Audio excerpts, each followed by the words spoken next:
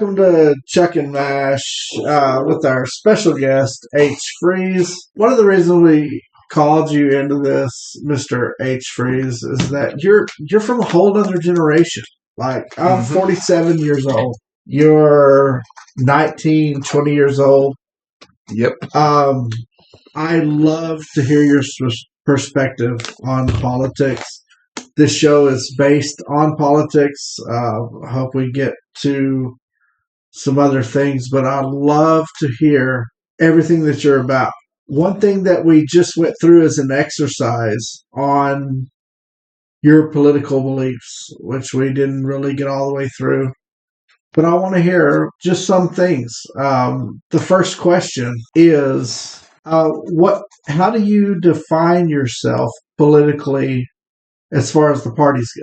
Define myself on how the parties go, I would say, I want to say old school liberal, give or take. Old school liberal. Yes. Can you enlighten me as to what that is? For what I believe old school liberal is the fact that you are liberal, but you have some conservative values. So a center to right-leaning liberal or conservative liberal? Kinda. I think you're conservative. You think? I really do. I think you're just over the line. Considering the answers that you gave on that quiz, I want to say you're just over the line of being center. I respect all of the answers that you gave on the previous podcast that we gave, and I really see more of a middle-leaning conservative type. With us being in Texas, you being country as hell, I think you stand for a real conservative party. Now that's I don't see you as a MAGA party. And, talking to you, I know you're not MAGA. I know you're not a Trump loyalist. I know you're not in the cult. But just like a lot of us, I think you're, really more conservative.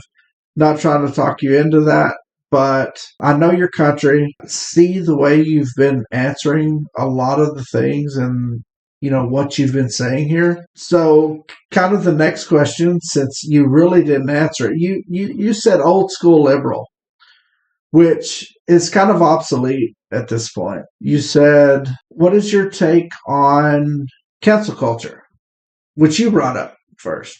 My take on it is it can be necessary if done right, which I believe cancel culture and woke go hand in hand. It just depends. Like, what's a good example? Are you familiar with the actual definition of woke from 1923? I was going to let him finish answering before I asked that because I was fixing to jump all over that question. What is woke, H Freeze? Anyways, we called you in here to put you on the spot, brother. Anyways, like I said, if you are familiar with the Lululemon situation. Oh, you mean the tights that shows the fucking coochie print? Am I wrong there? I think you're talking about the Nike backpack. No, I'm talking about the coochie print. No, specifically. Kind of. Well, the CEO of Lululemon had a interview where someone asked him, well, for oversized people, why is this so revealing? And he says, well, they're not supposed to wear it. And why are there a lot of L's in the name? He's also stated it's because Asian people can't pronounce their L's properly. I heard about that. Wow. Yes. Was that. It went sideways. I have to push back on that because I love oversized women in tights.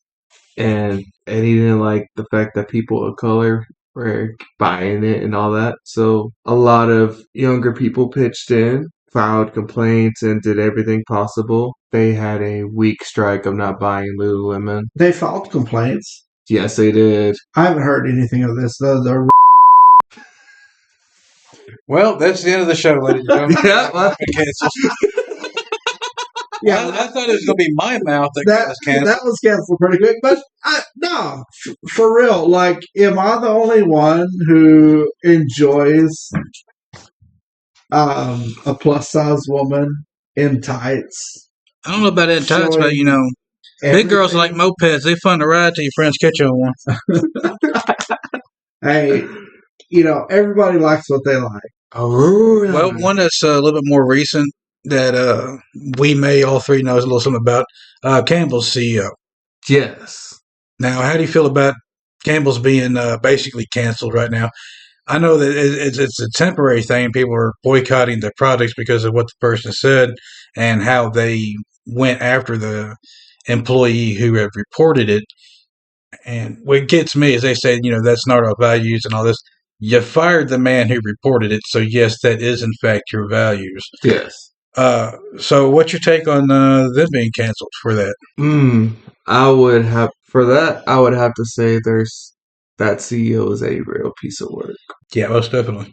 It was the VP though. That's the thing about the whole thing. Not to interject into this because we definitely want your take on it. But it was just the VP. It wasn't the CEO. The company still handled it. What do you think about the VP making these? Apparently, there were some racist comments. Yes, very much. Referring to the Indian employees. Yes. That's what he said? Yeah, he made some racial comments concerning the employees from India. Oh my gosh, I didn't hear any of that. Yeah, it's over an hour long. Yeah, more on the VP, but just more on the CEO and the company as a whole, just blatantly firing that employee. Right, which rightfully so. Because they immediately recanted everything he said. They fired him immediately. No, they fired the whistleblower immediately. Yeah, right, the VP. No, the whistleblower. The guy who reported it, they fired him immediately. They just now recently fired the VP 11 months later after he had filed a lawsuit and went public with the audio. Okay, so let me ask this question. Do both of y'all think, MASH, H Freeze, do both of you think that their meat is subpar? Do you think that it was made by a... He said 3D printer, but I don't believe for a minute that it was actually 3D printed. And then he said that it was engineered. I don't think we're at that level of basically growing meat in a petri dish. I do believe it is substandard. Now, we are talking about 2 quarter-inch by quarter-inch by quarter-inch cubes of meat per can. They're already kind of pretty stingy with the air quote meat. But the way that man had dogged the very product that they make, dogged the customers who pay his salary. Customer base. Right. So, H Freeze, what do you think about that meat? What did you believe that? What did you think about that? And what did you think about the recant whenever they come out with that? I think the meat's not 3D printed at all. Okay. Heck, I have Campbell's soup in my house right now. Dude, it's a staple of our life. It is. It's a staple of our life. And it's there for when people are in need. But I do believe going about it like, oh, I'm not going to eat it. It's for the poor. All that, it reflects negatively on the company. Whether if it's just one person saying it, but it going public and that's your VP, it makes people think, well, what are the values of the company as a whole? Right. I have a complete opposite take over all of this. Immediately when they come out, I was like, yeah, fuck Campbell's. Even my wife, who is apolitical, she's not trying to hear any of that. She sends me a text and says, I don't want to hear nothing about Campbell's. And I said, well, what are we going to do? I'm a cook. I make a lot of things. I do use the Great Value products on a lot of things, and I used Great Value cream of mushroom in my green chili chicken enchiladas. Like that's what we did. And she was like, well, maybe we can try that. And I said, you already have. But one of my understandings is of the generic products is that it's made exactly like everything else. It's just not marketed. It doesn't have the marketing, advertising, and all of that. And that's where you get the savings from. Like whenever you go to the store and you buy, the Great Value chicken strips. I know MASH loves the chicken strips from Tyson. The great value is the exact same thing product. It's the exact product, but it is not subject to marketing and advertising and all of that. And that's the savings that you get from getting that. So, like I told her, I said, you've already had it.